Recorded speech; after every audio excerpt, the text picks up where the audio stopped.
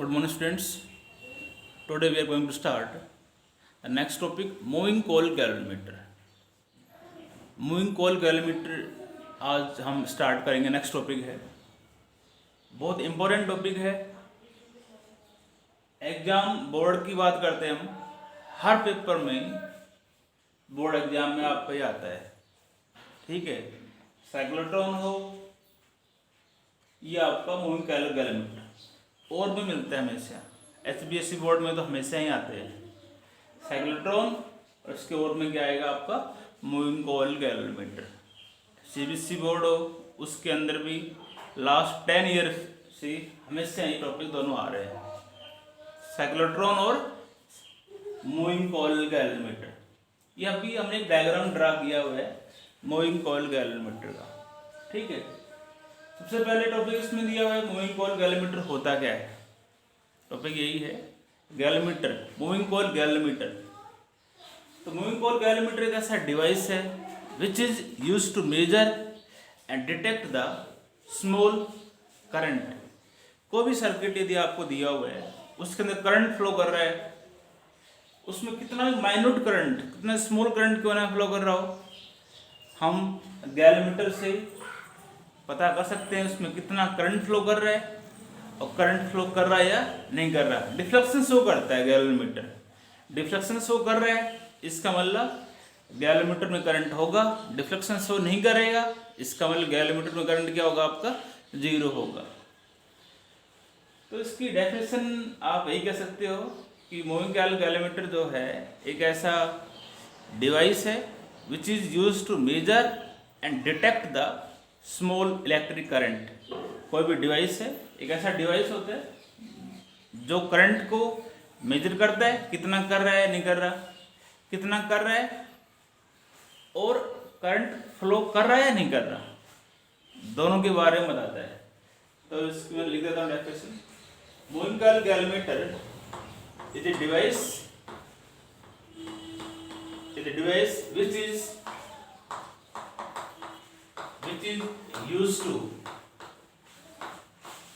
which is used to detect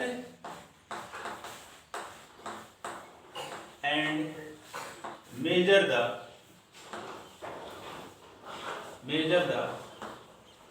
small electric current.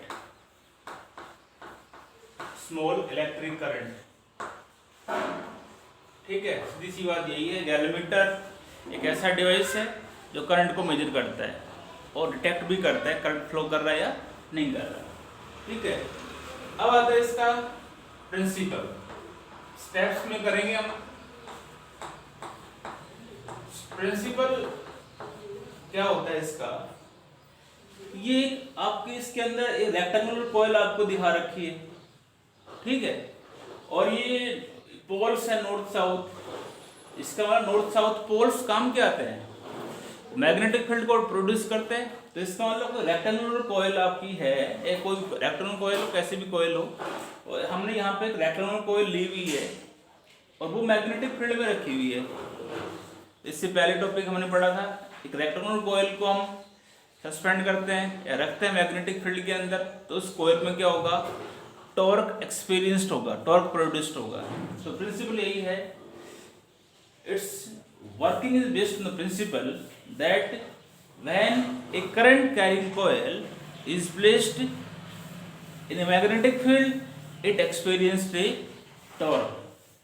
तो मैं सीधा लिख देता हूँ, व्हेन ए प्रिंसिपल यही इसका, ऐसे लिख दो. It is based on the principle, it is based on the principle that when a current carrying coil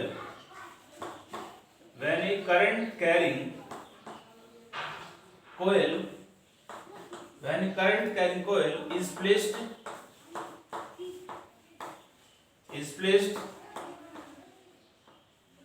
in a uniform magnetic field, it experiences a torque. It experience A torque.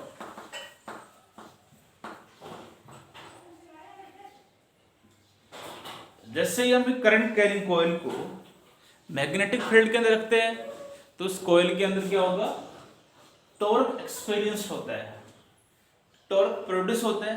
Torque कल बताया था, torque कौन सा होता है, deflecting torque होता है। जैसे ही इसके अंदर टॉर्क डेवलप होगा तो कॉइल आपकी मूव करना स्टार्ट हो जाती है, डिफ्लेक्शन इसके अंदर होगा, मूव करेगी कॉइल।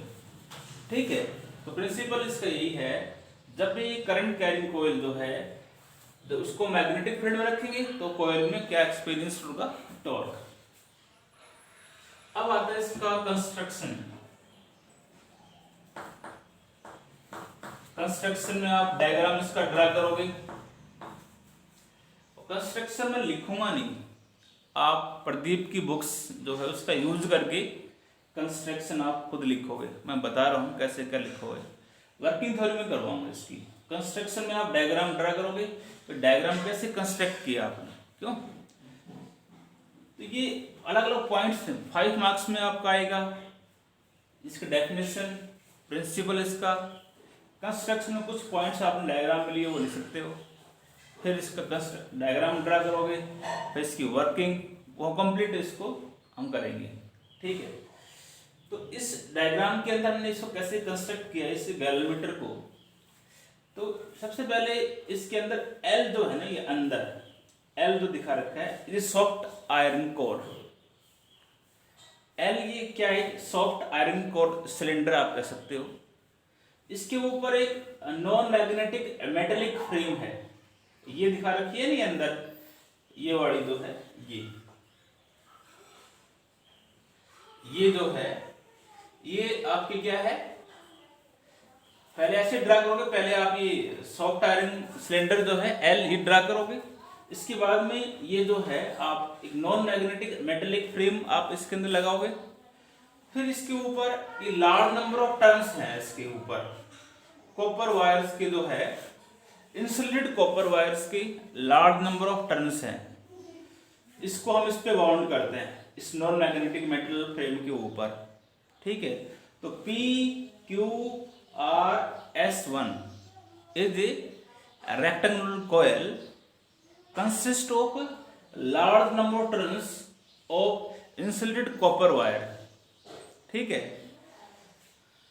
अच्छा, फिर हमने इन कॉपर वायर्स का एक एंड, देखो ये इसका एक एंड तो ये हो गया और दूसरा एंड आपका ये हो गया। तो जो इंसुलेटेड कॉपर वायर्स का कॉइल का कह सकते हो आप, भाई कॉइल तो एक इलेक्ट्रॉन कॉइल है, इसका हमने एक एंड एक एस डैश से जोड़ा हुआ है। S dash is a hair spring, hair spring है, इसको हमने इससे कनेक्ट किया हुआ है। हेयर स्प्रिंग का दूसरा एंड जो है वो हमने एक टर्मिनल T2 से इसको कनेक्ट किया हुआ है, और दूसरा एंड जो है जो इलेक्ट्रॉन कॉइल है उसका हमने इसको कनेक्ट किया हुआ है एक टोरोजन हेड, H इज टोरोजन हेड। ठीक है, और ये इस होल कॉइल को, जो इलेक्ट्रॉन कॉइल है, इसको हमने सस्पेंड कर रखा है किससे, एक फास्फोरस ब्रोंज स्ट्रिप, एक फास्फोरस एक वायर है, एक मतलब स्ट्रॉन्ग वायर होता है जो जल्दी से टूटता नहीं है। इस होल जो आपकी जो कॉइल है, होल ऑपरेटर्स जो है, या आपका जो इलेक्ट्रॉन कॉइल, इसको हमने किससे सस्पेंड किया है, एक ये दिखा रखा, ये लिख रखा नहीं मैंने, फास्फोर ब्रोंज स्ट्रिप, एक फास्फोर ब्रोंज का, इसका हाई टेंसाइल होता है, जल्दी से टूटता नहीं है, इसको हमने इससे सस्पेंड किया हुआ है। एम जो है एक मिरर लगा रखा है, जैसे ही हम इसमें करंट, ये करंट दिखा रखा है मैंने, इसके अंदर ही करंट फ्लो कर रहा है, आप करंट कह सकते हो, इसके अंदर करंट है।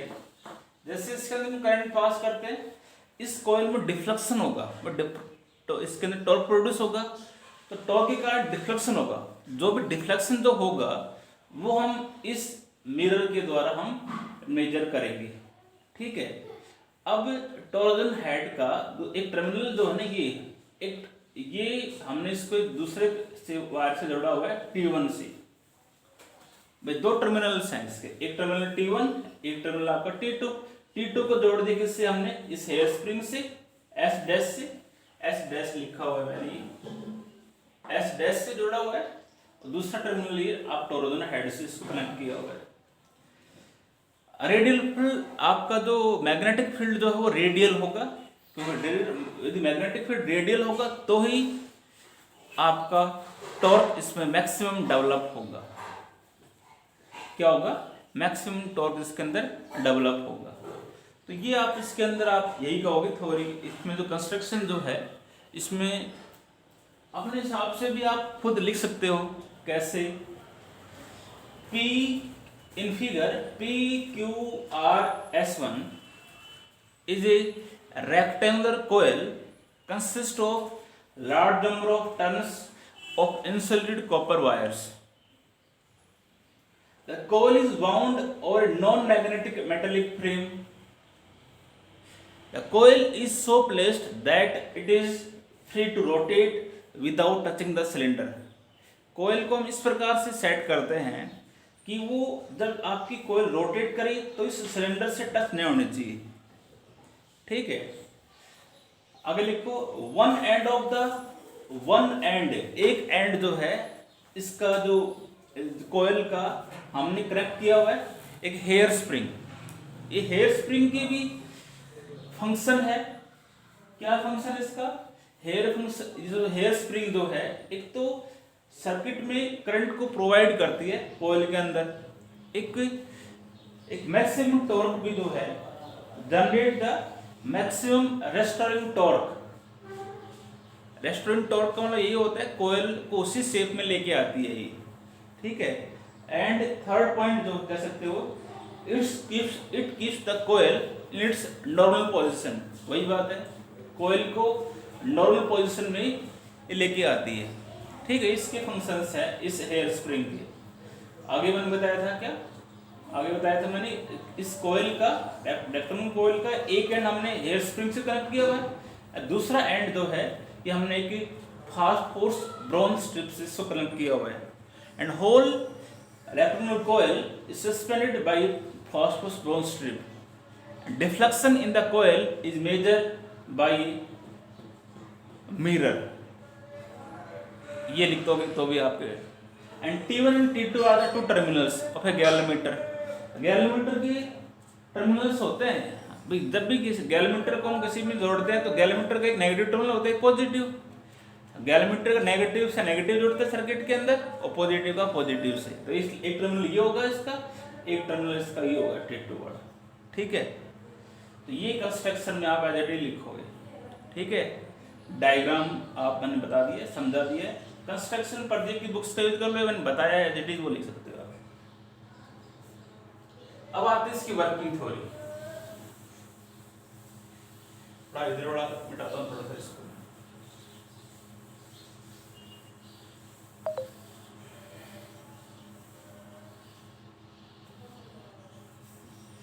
Working and theory.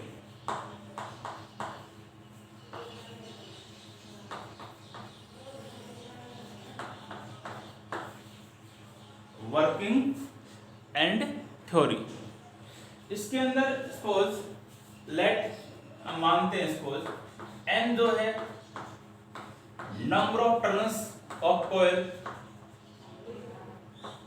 Number of turns in coil, a area of the coil, a क्या है, area of the coil, I be the current flowing in coil, और B जो है strength of magnetic field, strength of magnetic field, strength of magnetic field। B यहाँ पे क्या है आपका, मैग्नेटिक फील्ड आपका है। और हम ये मानते हैं let at a instant alpha with angle, alpha एक एंगल है which is normal, drawn makes an angle, बताया था ना कल हमने, एक नॉर्मल हमने ड्रा किया है उस टॉपिक में, इलेक्ट्रॉन कोयल वाले बताया था, एक नॉर्मल जो ड्रा करते हैं वो एक एंगल अल्फा बना रहा है।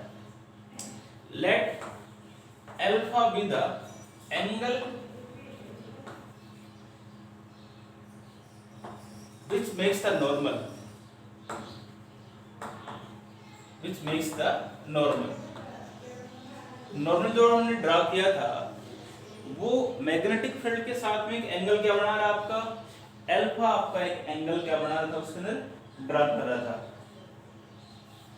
तो जैसे ही हम कॉइल के अंदर क्या करते हैं, इस जो करंट हमें मेजर करना है तो पहले पास तो करोगे, पहले हम इस कॉइल में क्या करेंगे, करंट पास करेंगे। तो उस केस में कॉइल के अंदर क्या होगा, जैसे हम इस कॉइल में करंट पास करते हैं तो कॉइल के अंदर एक टॉर्क प्रोड्यूस होगा। उस कॉइल को हम क्या बोलते हैं, deflecting torque, maximum deflecting torque. तो इसको मैं लिख रहा हूं, लिख देता हूं लाइन में, when current is passed, when current is passed through the coil,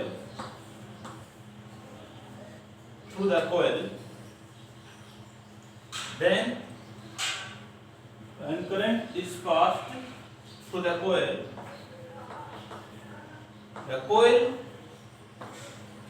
experience a deflecting torque,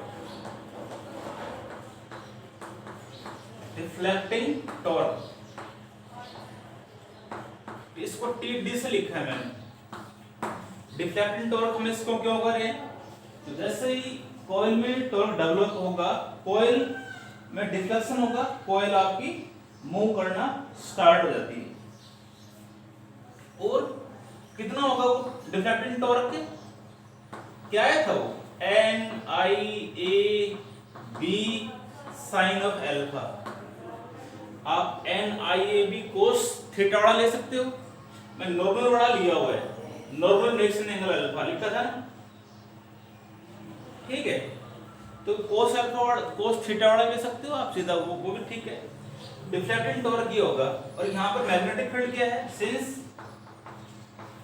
magnetic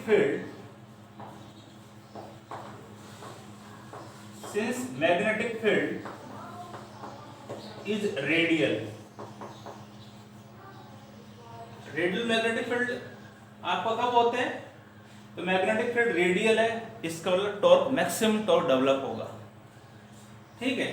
तो थीटा जो होगा, दैट इज थीटा जो होगा, इस केस में आपको 90 डिग्री होगा। कोई भी कोस ले रहे हो तो उस केस में आप 0 डिग्री आपका होगा, ठीक है। मैग्नेटिक फील्ड रेडियल का मतलब plane of the coil is parallel to the magnetic field, तो थीटा जो है उस केस में आपका 90 होगा। इसको यहाँ पर थीटा नहीं, सॉरी अल्फा आएगा यहाँ पर, अल्फा क्या होगा आपका 90। इस डायग्राम को मैं मिटा दूंगा।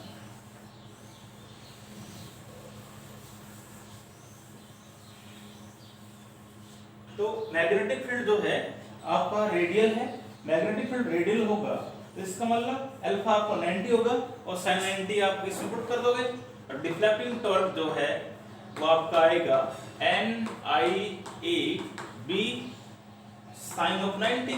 यहाँ पे सब टर्म्स हमने पहले ले लिया, N नंबर ऑफ टर्न्स हैं कॉइल के, I करंट है, A एरिया है, B strength of magnetic field है, और sin 91 और डिफ्लेक्टिंग टॉर्क जो है ये आपका आएगा NIAB। इक्वेशन फर्स्ट आ गई।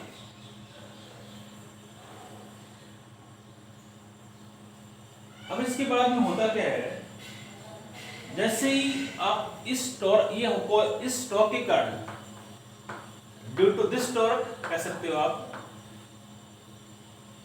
वैसे लिख दिया आपने, लिख देता हूं, due to this torque the coil began to turn, the phosphor bronze wire is twisted,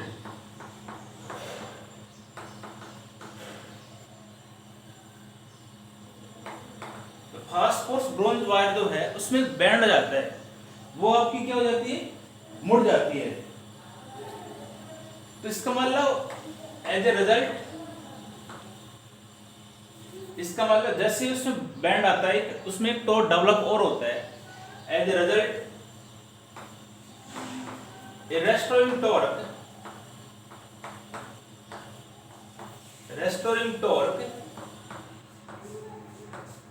is also produced.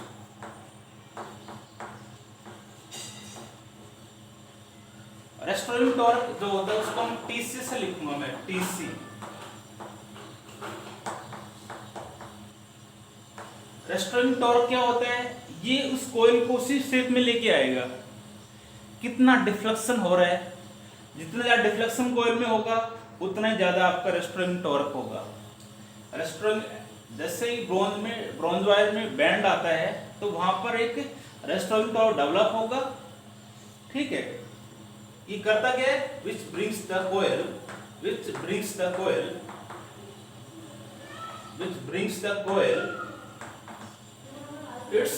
normal position,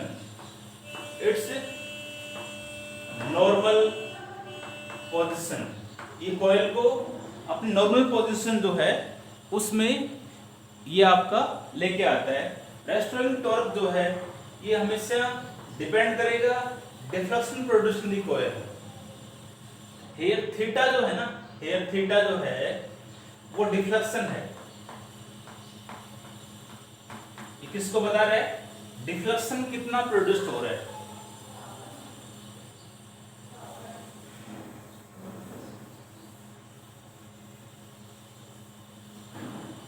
तो यहां से हम ये कह रहे हैं the restoring torque depend on the deflection produced in the coil. जितना ज्यादा डिफ्लेक्शन होगा उतना ही ज्यादा आपका रेस्टोरिंग टॉर्क होगा। तो इस प्रोपोर्शनलिटी के साइन को आप हटाओगे, थीटा क्या लिखा मैं दोबारा लिख देता हूं मैं, थीटा यहां पे क्या है, deflection produced in coil, deflection produced in the coil, ठीक है। तो टीसी जो होगा रेस्टोरिंग टॉर्क क्या होगा आपका, के थीटा। इक्वेशन सेकंड आ गई, के जो है यहाँ पर एक कांस्टेंट है आपका, इसको हम टोरडन कांस्टेंट भी इसको हम बोलते हैं, इसको हम क्या बोलते हैं, टोरडन कांस्टेंट इसको हम कहेंगे।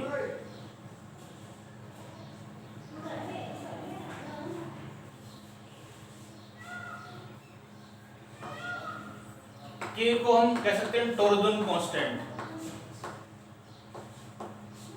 या इसको हम स्प्रिंग कांस्टेंट भी हम इसको कह सकते हैं। के यहाँ पे क्या है, स्प्रिंग कांस्टेंट इसको हम कह सकते हैं। यहां से क्लियर बात यही हो रही है कि जितना ज्यादा रेस्टोरिंग टॉर्क होगा वो किस पर डिपेंड करेगा, वो डिपेंड करेगा डिफ्लेक्शन जो है कोयल में, डिफ्लेक्शन कितना प्रोड्यूस्ड हो रहा है। जितना ज्यादा डिफ्लेक्शन होगा उसके कोरस्पोंडिंग रेस्टोरिंग टॉर्क होगा। और इक्विलिब्रियम पोजीशन के अंदर, in equilibrium position of the coil, equilibrium position of the coil, दोनों टॉर्क जो है डिफ्लेक्टिंग टॉर्क और रेस्टोरिंग टॉर्क जो है आपस में बराबर होंगे। डिफ्लेक्टिंग टॉर्क और रेस्टोरिंग टॉर्क आपस में क्या होंगे, बराबर होंगे। और टीडी कितना आया था आपका, NIAB, और रेस्टोरिंग टॉर्क कितना है, K थीटा। आपको I निकालना है। पहले कहा था हमने गैलोमीटर एक ऐसा डिवाइस होता है जो करंट को डिटेक्ट और मेजर करता है, ठीक है, इसलिए करंट ही निकालना है। तो I जो है वो क्या आएगा, K by NAB into theta. ये सब आपके कांस्टेंट है कि number of turns, area B, सब गिवन है, इसका मतलब सब कांस्टेंट है। तो इसको मैं एक कांस्टेंट मानता हूं, जी के बराबर मान लेता हूं। जी इज ए गैलोमीटर कांस्टेंट। इसको मैं कोई कांस्टेंट का नाम देता हूं, कोई भी आप दे सकते हो, जरूरी नहीं है चीज। तो आई जो है यहां से आई जो होगा वो होगा जी थीटा, वेहर जी जो है वो किसके बराबर है, के बाई एन ए बी के बराबर है, यही तो होगा भैया। जी यहाँ पे क्या है, जी जो गैलोमीटर कांस्टेंट, गैलोमीटर कांस्टेंट, और जी कांस्टेंट है तो इसका मतलब यहाँ से आई जो है वो किस पे डिपेंड कर रहा है, थीटा पे डिपेंड कर रहा है।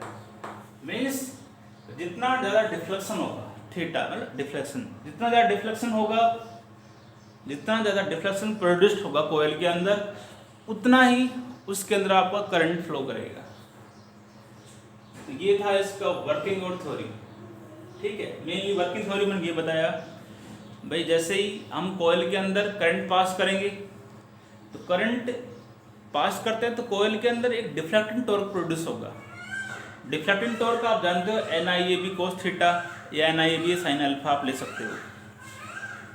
इस डिफ्लेक्टिंग टॉर्क के कारण, और मैग्नेटिक फील्ड आपका रेडियल है, इसका मतलब थीटा या अल्फा आपका 90 डिग्री होगा, तो 91 हो जाएगा। तो deflecting torque N I A B आपका आ जाएगा। जैसे ही डिफ्लेक्टिंग टॉर्क होगा, कोयल बिगिन टू टर्न, तो वहां पर ब्रोंज वायर जो है उसमें बैंड आ जाता है। इसका मतलब वहां पे एक टॉर्क और डेवलप होता है, रेस्टोरिंग टॉर्क। वो टॉर्क उस कॉइल को नॉर्मल पोजीशन में आपका लेके आता है। और रेस्टोरिंग टॉर्क जो है वो डिपेंड किस पे करता है, डिफ्लेक्शन कितना प्रोड्यूस्ड हो रहा है कोयल के अंदर उस पर। ठीक है, तो दोनों को निकाल ले, और इक्विलिब्रियम पोजीशन के अंदर ये भी टॉर्क है, ये भी टॉर्क है, दोनों आपस में बराबर होंगे। यहाँ से हमने इसमें कैलकुलेट कर लिया। ठीक है, अब इसके अंदर चीज आती है, दो चीज इसमें हम पढ़ेंगे। एक होता है करंट सेंसिटिविटी। करंट सेंसिटिविटी आपको एग्जाम में तो यही से करना है, क्या आगे कह रहा है वो पोस्ट क्या है वो कर सकते हो आप। करंट सेंसिटिविटी को यदि आपको डिफाइन करना है तो इसको हम आईएस से लिखते हैं। करंट सेंसिटिविटी जो होता है, आईएस जो होता है वो थीटा बाई आई होता है, थीटा बाई आई। यहां से आप इसको डिफाइन कर सकते हो। थीटा मतलब डिफ्लेक्शन, आई क्या है current. Current sensitivity of a gallimitter is defined as the deflection produced in the coil when a unit current is flowing through the coil। ठीक है, लिख देता हूं मैं। Current sensitivity is defined as the, यहां से पता है सीधा लिख सकते हो, is defined as the deflection produced in the galvanometer, deflection produced in the galvanometer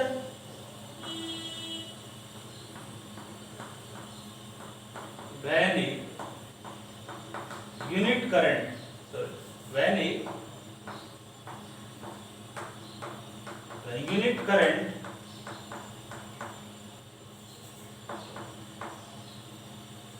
into a small current, when unit current is flowing,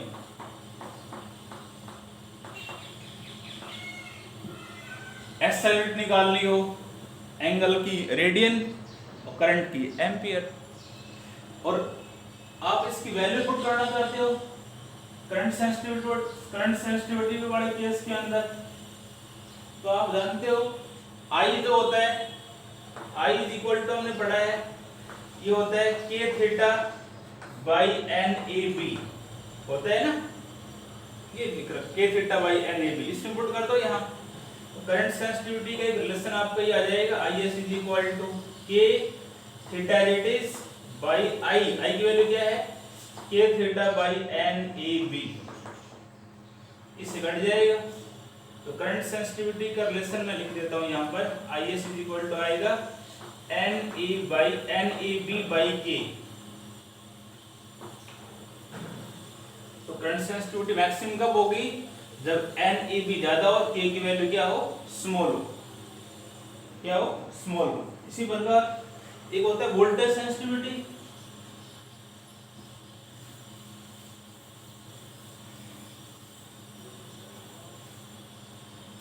next इसमें आता है वोल्टेज सेंसिटिविटी, डेफिनेशन के साथ आती है। Voltage sensitivity,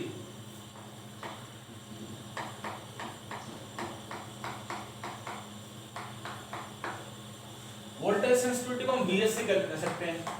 voltage sensitivity of a galvanometer is defined as the ratio of the deflection produced in the galvanometer, कितना deflection produced in the galvanometer, sorry VS। Voltage sensitivity जो है हम define कर रहे हैं थीटा बाई V हो जाएगा, सीधी सी बात यही है।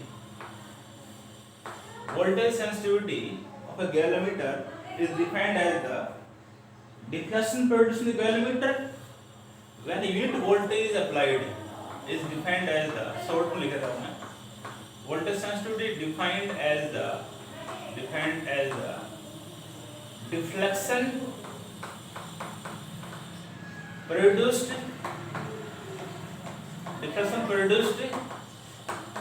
in the galvanometer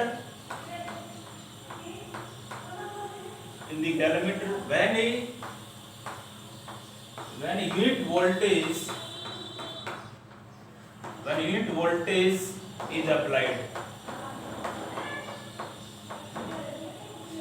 across its terminal,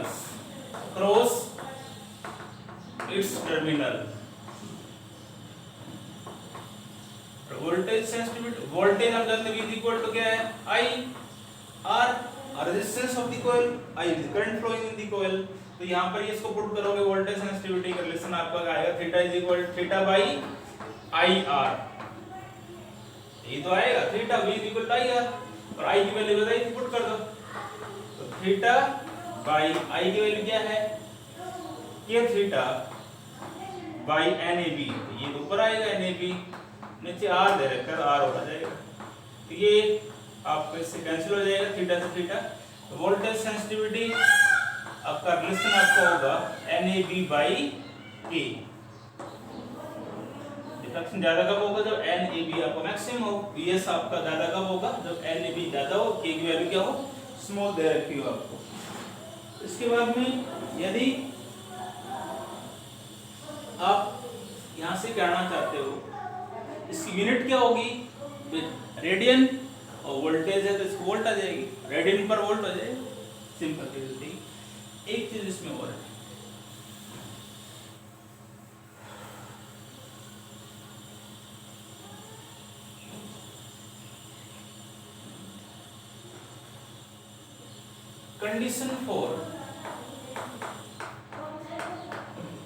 condition for sensitive galvanometer,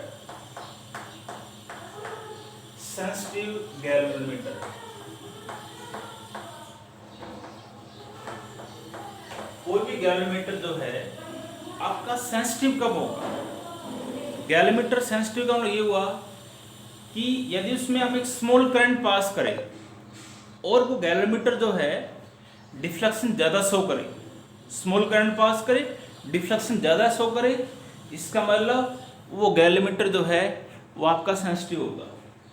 मैं लिख देता हूँ, ए galvanometer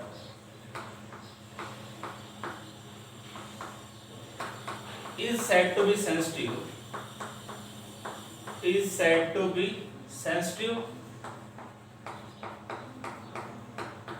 if it gives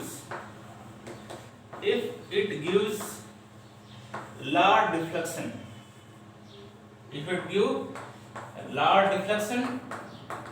when a small current is passed, जब हम स्मॉल करंट पास करते हैं और डिफ्लेक्शन क्या हो वो ज्यादा दिखाए तो हम कह सकते हैं गैल्वेनोमीटर क्या होगा आपका सेंसिटिव होगा। ठीक है, इससे आपने को मैंने बताया था डिफ्लेक्शन ज्यादा होगा, डिफ्लेक्शन ज्यादा कब होता है, भाई आपका रिलेशन आया था I इक्वल टू के थीटा बाई NAB, तो थीटा निकालोगे मान लो यहां से क्या आएगा, ये आएगा क्या NAB इंटू I, तो यहां से थीटा की वैल्यू आपकी क्या आएगी NAB by theta sorry K into I. यहां से आप कह सकते हो for given value of I क्योंकि गिवन है, और गिवन वैल्यू ऑफ आई की वैल्यू गिवन है, theta should be large when N A B by K क्या हो, लार्ज हो। भाई सीधी सी बात है, यहां से मैं यही कह रहा है, गिवन है करंट जो है वो आपको गिवन है, मतलब इसकी कांस्टेंट करंट मान लो आपको फ्लो कर रहा है, तो उस केस में डिफ्लेक्शन ज्यादा कब होगा, जब एन ए बी बाई के की वैल्यू ज्यादा हो। क्यों तो ज्यादा होगा,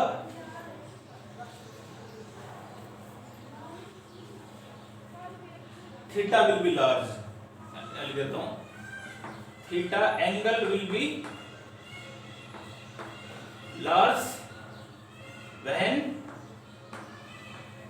N A B by K is maximum, ये मैक्सिमम हो, या एन ए बी की वैल्यू तो आपकी ज्यादा हो और के क्या हो, कम हो, एन ए बी कम हो ज्यादा हो, के की वैल्यू कम हो, तो थीटा क्या होगा आपका, मैक्सिमम होगा। ये था कोई भी गैलोमीटर जो है वो आपका सेंसिटिव कब होगा, तो गैलोमीटर सेंसिटिव कब होगा, जब वो डिफ्लेक्शन ज्यादा शो करे, उसमें में स्मॉल करंट पास करे। ठीक है, ये कंप्लीट टॉपिक आपका हो गया है। एग्जाम में लास्ट 10 ईयर से हमेशा आता है साइक्लोट्रॉन और साथ इससे गैलोमीटर, बहुत इंपॉर्टेंट है। ठीक है, इसे कंप्लीट करो। थैंक्स।